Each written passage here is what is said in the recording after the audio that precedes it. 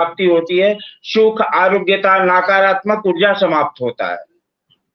श्यामधर जी, हनुमान जी की जो पूजा की विधि है, वो विधि क्या है? विशेष रूप से हनुमान जी का जो पूजन का विधि है कि सबसे पहले से शुद्ध और सात्विक विचार होना चाहिए। मन में किसी भी प्रकार का लोभ, घृणा, क्रोध, किसी भी तरीके का द्वेष न हो। शुद्ध सात्विक मन से हनुमान जी को दीपक जलाएं, भोग लगाएं, नैवेद्य चढ़ाएं, तो हनुमान जी आज के दिन विशेष रूप से प्रसन्न होते हैं और सबसे मुख्य रूप से आरोग्यता और सुख वैभव की प्राप्ति होती है।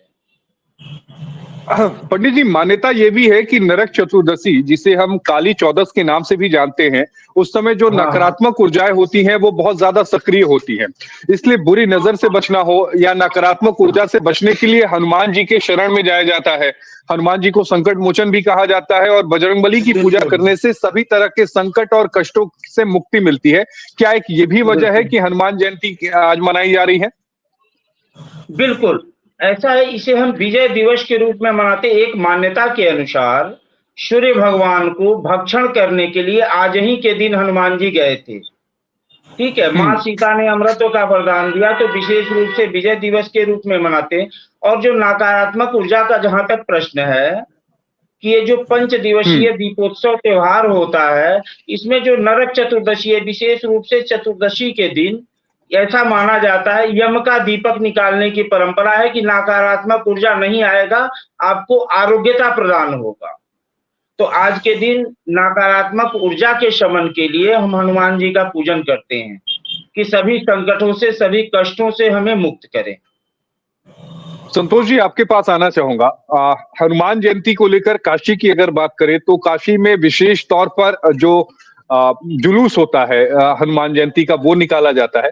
इसके पीछे की मान्यता जो आपको पता है वो बताइएगा, और आज काशी में किस तरह का दृश्य, किस तरह का नजारा आपने देखा?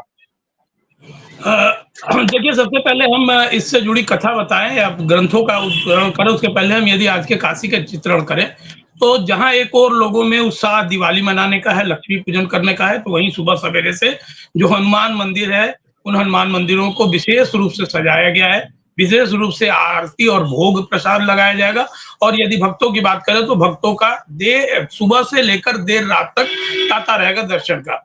जो ये मंदिरों की ओर है। यदि घरों की ओर हम बात करें तो निश्चित तौर पे आज शाम को यमदीप के साथ साथ हनुमान जी के लिए भी दीप जलाया जाता है। ये काशी का आज का माहौल होगा। लेकिन यदि हम धर्म ग्रंथों की बात करें तो चाहे वो वाल्मीकि का रामायण हो या फिर रामचरितमानस गोस्वामी बाबा का हो, निश्चित तौर पे इन दोनों ग्रंथों में कृष्ण इनका हनुमान जी की जयंती 2 बार मनाई जाने की विधान है या चर्चाएं है। एक चैत्र में और दूसरा अभी कार्तिक में। एक चैत मास की पूर्णिमा का जिसका आप जिक्र कर रहे हैं, चैत मास की पूर्णिमा में जो मनाया जाता है जी। और ये चतुर्दशी की तिथि कार्तिक महीने का कृष्ण पक्ष होगा। ये निश्चित तौर पे इसके पीछे की जो कथा है, कहानी है, वो वायु पुराण में मिलता है। वायु पुराण में ये दिया गया है कि एक बार 2 कथाएं उसमें दी हुई है। एक कथा जो पंडित जी ने बताया कि सूर्य को उन्होंने निगल लिया और जब सूर्य को ये लगा कि ये ग्रहण लगाने आ रहा है, कोई राहु है ये, तो लिहाजा उन्होंने इंद्र से सहायता मांगी और इंद्र ने वज्र का प्रहार किया और मूर्छित होकर हनुमान धरती पे गिर गए। जब ये पता उनके पिता वायु को लगा तो उन्होंने वायु को रोक दिया और वायु के रोकने से पूरे सृष्टि में उथल पुथल मचने लगी। उन्हें मनाया गया और दीर्घायु होने का दिया गया। ये एक कथा है। लेकिन वायु पुराण में दूसरी कथा भी उल्लेखित होती है, वो ये कि प्रभु हनुमान जब एक बार माँ सीता के पास बैठे हुए थे तो उन्होंने एक जिज्ञासा व्यक्त की कि माता आप आखिर क्यों सर के ऊपर सिंदूर लगाती हैं। तो उन्होंने ये तर्क दिया कि ये प्रभु श्री राम का पहचान है और प्रभु श्री राम को ये बहुत पसंद है, लिहाजा ये हम लगाते हैं। जब उन्हें जानकारी हुई तो हनुमान इतने भाव विभोर हुए कि उन्होंने पूरे शरीर में सिंदूर का लेपन कर लिया और सिंदूर के लेपन के बाद माँ सीता के पास पहुंचे। उनका तर्क ये था कि जब आपको प्रिय इतने प्रिय हैं, सीता को भगवान राम जब ऊपर लगाती हैं, आप सर पे उन्हें जगह देते हैं, तो हम पूरे शरीर में लगाकर राम भक्ति करेंगे। वहीं पे सीता जी ने उन्हें उनके वात्सल्य से, उनके प्रेम से, उनकी भक्ति से खुश होकर उन्हें अमृत की वरदान दी थी और अमृत के वरदान देने की तिथि आज थी। ये वायु पुराण के हिसाब से है। तो समझा जा सकता है कि अलग अलग कथाएं हैं, लेकिन जो सबसे एक आपने नहीं, मैं उस पर आऊंगा संतोष जी, मैं आपको बीच में इसलिए इंटरप्ट कर रहा हूं क्योंकि आपने एक बड़ी जानकारी दी है और मुझे लगता है कि वो लोगों तक पहुंचनी भी चाहिए कि हनुमान जी को जो सिंदूर लगाया जाता है, उस कथा का आपने वर्णन किया कि माँ सीता के पास गए थे। एक बार फिर से उसे आप बताइएगा, जो दर्शक हमारे साथ जुड़े हैं, कि जो हनुमान जी हैं उन्हें पूरे शरीर में सिंदूर क्यों लगाया जाता है। फिर आप अपनी बात को पूरा करिएगा। देखिए, इस वायु पुराण में एक जगह एक प्रसंग आता है और उस प्रसंग में अमरत्व के प्रदान करने की बात आती है कि भगवान जो भक्त हनुमान है उन्हें अमरत्व प्रदान की गई सीता माँ के पीछे। लेकिन जो एक दूसरा प्रसंग आता है वो प्रसंग ये आता है कि जब भगवान चूंकि भक्त माना गया है, कि कहा जाता है कि भक्त यदि कोई हो तो हनुमान की सरीके हो, हनुमान की तरीका हो, तो समझा जा सकता है कि भक्ति भाव के लिए हनुमान को जाना जाता है, अपने प्रभु के प्रति, अपने स्वामी के प्रति, अपने आराध्य के प्रति। तो जब सीता जी से उन्होंने एक प्रश्न किया, एक जिज्ञासा व्यक्त की, वो जिज्ञासा ये थी कि माता आप सर पे ये जो लगाती हैं ये क्या है और इसका प्रभाव क्या होता है, इसका मतलब क्या है। तो उन्होंने ये कहा कि ये भगवान राम के प्रतीक है और ये भगवान राम को अति प्रिय है, लिहाजा ये हम इसको लगाते हैं, जिसे हम लोग आम भाषा में संदूर कहते हैं। तो समझा जा सकता है कि यहाँ पे उनकी जो जिज्ञासा थी वो शांत हुई और जिज्ञासा शांत होने के बाद उनके मन में एक नया भाव आया और वो भाव ये आया कि जब माँ सीता थोड़ा सा लगाते हैं और माँ सीता के लिए प्रभु इतने बेकल रहते हैं, इतना प्रेम करते हैं, यदि हम पूरे शरीर में इसको लगा लें तब तो प्रभु हमें पूरी और भी अच्छे ढंग से चाहने लगेंगे और हम उनके और अच्छे भक्ति करेंगे। तो उन्होंने पहली बार पूरे शरीर में सिंदूर का लेपन किया और सिंदूर का लेपन करके माँ सीता के समक्ष प्रस्तुत हुई। जब प्रस्तुत हुए तो माँ सीता को आश्चर्य हुआ कि ये क्या हो गया भाई, ऐसे तो थे नहीं हनुमान। उन्होंने अपनी जिज्ञासा प्रकट की कि हनुमान ये क्या है, ये क्या लगा रखे हो, ऐसा क्यों तुम किए हो। उन्होंने कहा कि माता हम प्रभु के सलामती के लिए, प्रभु का आशीष पाने के लिए और प्रभु के प्रेमत्व में ये हमने किया है और इसी से खुश होकर माता सीता ने उन्हें अमरत्व की वरदान दी थी। जी। अब आप बनारस की तस्वीरों को बता रहे थे, लेकिन पंडित जी, श्यामधर शास्त्री जी, हमें सावधानियां क्या बरतनी चाहिए? हनुमान जयंती जब मना रहा है कोई, तो उसमें सावधानियां क्या बरतनी चाहिए? जी, मुख्य रूप से अगर सावधानी के तौर पर बात करें तो सबसे पहले तो अपने विचारों को बेहतर करें। विचार अच्छे होने चाहिए, आचरण अच्छा होना चाहिए। आपने पीछे सुंदर बढ़िया बढ़िया चौपाई लगा रखी है, नासी रोग हरे सब पीड़ा, जपत निरंतर हनुमत पीड़ा। मैं थोड़ा सा उसमें ऐड कर देता हूँ। हाँ। तो सबसे पहले हनुमान जी का यदि हम उपासना करते हैं तो स्वयं को सात्विक रखना अति आवश्यक है कि हमारे विचार सात्विक हो, हम अच्छे हों, सोच अच्छी हो।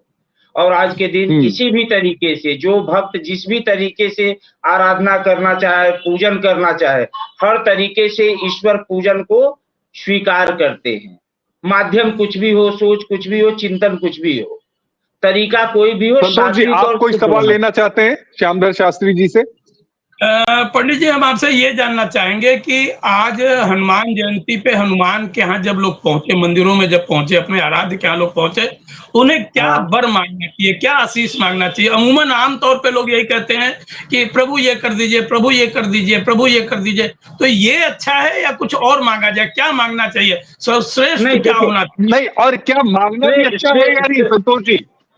नहीं, श्रेष्ठ तो अगर हम अच्छा है। नहीं, अगर हम ईश्वर से अगर कुछ प्रार्थना करते हैं, मांगते हैं, तो यह मांगना चाहिए समाज का कल्याण हो, समाज का उत्थान हो। जब समाज का उत्थान होगा, जब विश्व का उत्थान होगा, देश का उत्थान होगा, तो व्यक्ति का स्वयं में उत्थान होगा और विकास होगा। तो अगर हम समाज के लिए मांगते हैं, विश्व शांति के लिए, जैसे इस समय जो पूरे विश्व में युद्ध की स्थितियां बनी हुई हैं, तो इस समय अगर हनुमान जी के मंदिर में हम जाकर के इस कामना से प्रार्थना करते हैं कि यह जो युद्ध की स्थितियां बनी हुई या लोगों में जो वैमनस्य है वह समाप्त हो।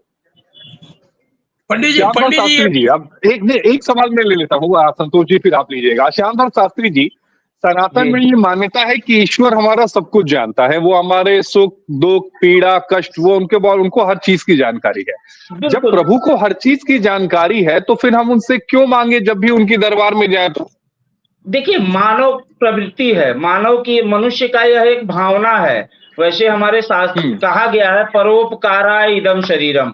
अगर ईश्वर ने हमारा शरीर यह दिया है तो परोपकार के लिए दिया है, और हम जब परोपकार की भावना से कोई कार्य करते हैं तो हमें स्वयं सफलता प्राप्त होता है। संतोष जी, आप कुछ कह रहे थे। पहले तो ये बता दीजिए कि मेरे सवाल से आप भी इत्तेफाक रखते हैं क्या कि जब ईश्वर सब कुछ जानते हैं, सब कुछ समझते हैं, सब कुछ उनको सब कुछ पहले से पता है, तो फिर हम जाके क्यों मांगे?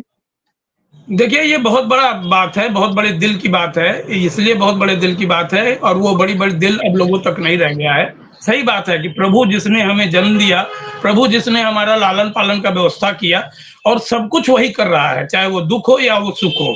तो हम दुःख-सुख को न केवल स्वीकारने के बजाय भगवान से और ज़्यादा डिमांड करने लगे, अपने आराध्य से डिमांड करने लगे, ये बात जायज़ नहीं है। लेकिन जैसा कि पंडित जी ने कहा, स्वाभाविक सी बात है कि सांसारिक मोह माया है, और लोग अपनी-अपनी बात पहले सोचते हैं। तो पंडित जी से हमारा सीधा सवाल ये है कि आखिर यदि हम सांसारिक चीज़ों से दूर हम विरक्त नहीं हो पाते हैं, ऐसा प्रभु ने ही एक संरचना की है कि हम मोह माया में पड़े रहते हैं, तो हमें क्या माँगना चाहिए? प्रभु से भक्ति माँगनी चाहिए, प्रभु से कृपा माँगना चाहिए, प्रभु को अपनी भक्ति स्वीकारने का विनय माँगना चाहिए कि प्रभु हमें दर्शन देते रहिए, प्रभु हमें मंदिर में बुलाते रहिए। क्या होना चाहिए? उपयुक्त क्या होगा? सबसे प्रथम तो भक्ति का मार्ग है कि व्यक्ति सबसे पहले भक्ति मांगे। अगर भक्ति लेकिन श्यामदास मांगते हैं तो शास्त्री जी, भक्ति क्या है? जी, भक्ति क्या है? भक्ति मुख्य रूप से किसी